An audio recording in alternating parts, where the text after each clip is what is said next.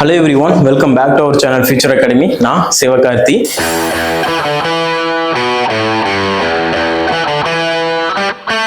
2020ல autonomous status வாங்கின engineering colleges என்னென்ன அப்படிங்கிறது தான் நம்ம மேஜரா பார்க்க போறோம். இந்த டேட்டா பொறுத்த வரைக்கும் பாத்தீங்கன்னா யூஜிசியோட அஃபீஷியல் டேட்டா. அதனால எந்தெந்த காலேஜ் எந்த இயர்ல அட்டானமஸ் வாங்கியிருக்காங்க அப்படிங்கறத நீங்க கண்டிப்பா தெரிஞ்சுக்குவீங்க. நம்ம இதுக்கு முன்னாடி பாத்தீங்கன்னா 2025ல இருந்து 2020 வரைக்கும் நான் சொல்லியிருக்கேன். எல்லா காலேஜஸோட வீடியோவும் நான் போட்டிருக்கோம். இந்த காலேஜஸ் எதுவுமே வந்து நான் ரேங்க் அவுட் பண்ணல, ரேங்கிங் கொடுக்கல. எல்லாமே இது மாதிரி ரேண்டமா என்னென்ன காலேஜஸ் இருக்கு அப்படிங்கறத நான் சொல்ல போறேன். 2020ல பாத்தீங்கன்னா ஒரு 12 காலேஜஸ் வந்து அட்டானமஸ் ஸ்டேட்டஸ்ல வாங்கியிருக்காங்க.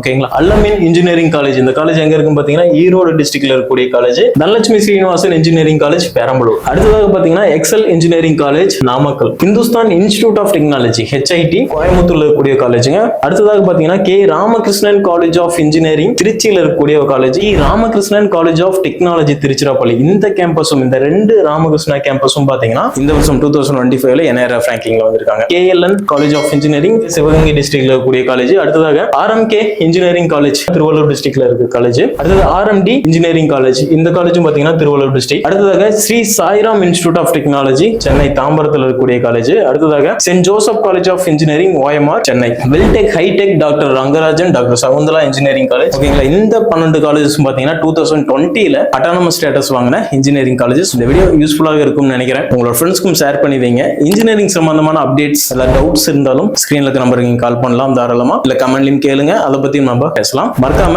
நம்ம சேனலை சப்ஸ்கிரைப் பண்ணி வச்சுக்கோங்க.